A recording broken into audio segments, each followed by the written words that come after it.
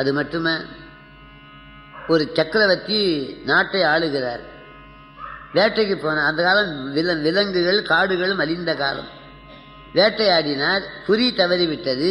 அது விலங்கின் மேலே படாமல் ஒரு பிரம்ம ரிஷி, ஒரு பிராமண ரிஷி தபசு பண்றார். அவர் மார்பல் பற்றி இறந்தார்.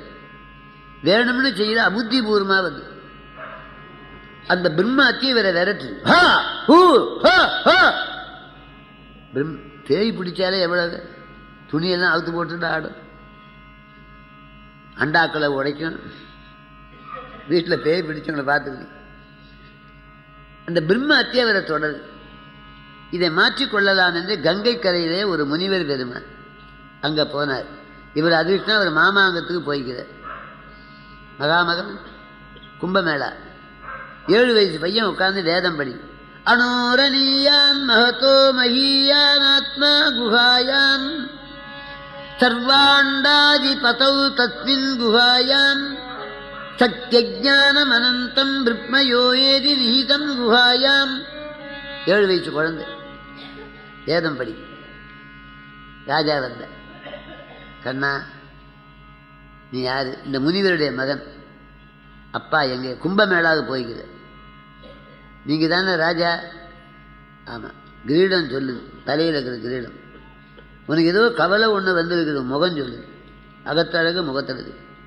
உனக்கு என்ன கவலை? கண்ணா நீ 7 வயசு பிள்ளை, உங்கள்கிட்ட சொல்லி என்ன பண்றது? ஐயா, அறிவுக்குத்தான் பெருமை, உடம்புக்கா பெருமை? மலையை உடைத்தது சிற்றுளி, விண்ணளவு அடுக்கிய விறகை எரிப்பது ஒரு பொறி நெருப்பு, பெரிய யானையை அடக்குவது அங்குசம். 30 ஆண்டுகளாக குடியில்லாத வீட்டில் இருட்டு இருக்கும். 3 வயசு குழந்தை பெற்ற மாதிரி ரைட்டு தூக்கினா இருட்டு போகாத? விளக்கு பிரதானமா, எடுத்தும் போகிற ஆள் பிரதானமா? உருவங்கண்டு எல்லாமே வேண்டும்னு வள்ளுவர் சொன்னார். உனக்கு என்ன கவலை சொல்லு? கண்ணா நான் வேட்டையாடினேன். புதி பெசகி ஒரு பிராமண முனிவரை கொன்று விட்டது. பிரம்மாத்தி என்னது? இவ்வளவுதானே, என்ன பிரமாதம்? கங்கையில் குழி, கங்கைக்கரை, கங்கையில் குழி, வடக்க பார்த்து திருநீர் எடுத்து அந்த பையன் கொடுத்தார். விபூதி இப்படி தான் எடுக்கணும், என் கையை பாரு. இதுக்கு ரிஷப முத்திரைன்னு பேர். இந்த 3 விரல் மாட்டு முகம் போல இருக்கும், இந்த 2 விரல் மாட்டு கொம்பு போதும். நந்தியம் பெருமான் கொடுக்கிறார். நான் கடைசியில் எல்லாரும் திருநீர் கொடுக்குற போது இந்த கை இப்படி தான் வச்சிருப்பேன், கவனிச்சு பாரு. ஒவ்வொரு முறை நான் திருநீர் கொடுக்கிற போது மனசிலேயே 6 எழுத்து சொல்லுவேன். சதாட்சம்.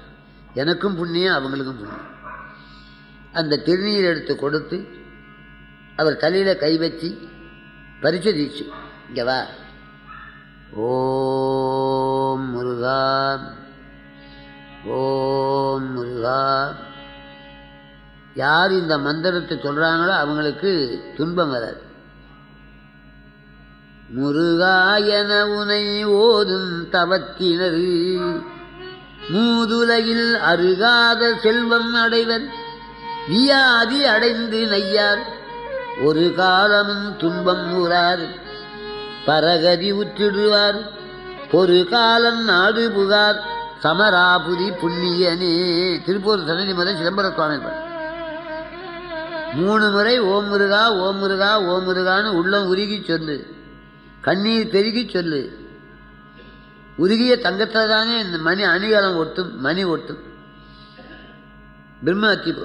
அதே மாதிரி ராஜா குளிச்சு உள்ளம் உருகி கண்ணீர் பெருகி ஓம் முருகா, ஓம் முருகா. நெருப்பை கண்டா பனி விலகும், விளக்கை கண்டா இருள் விலகும். இந்த மந்திரத்துக்கு தான் இந்த பிரம்மஹத்தி போய் அவர் ஊருக்கு போய் அப்போ 4 நாள் பொறுத்து வந்தார். தேர் அடிச்சுவடு.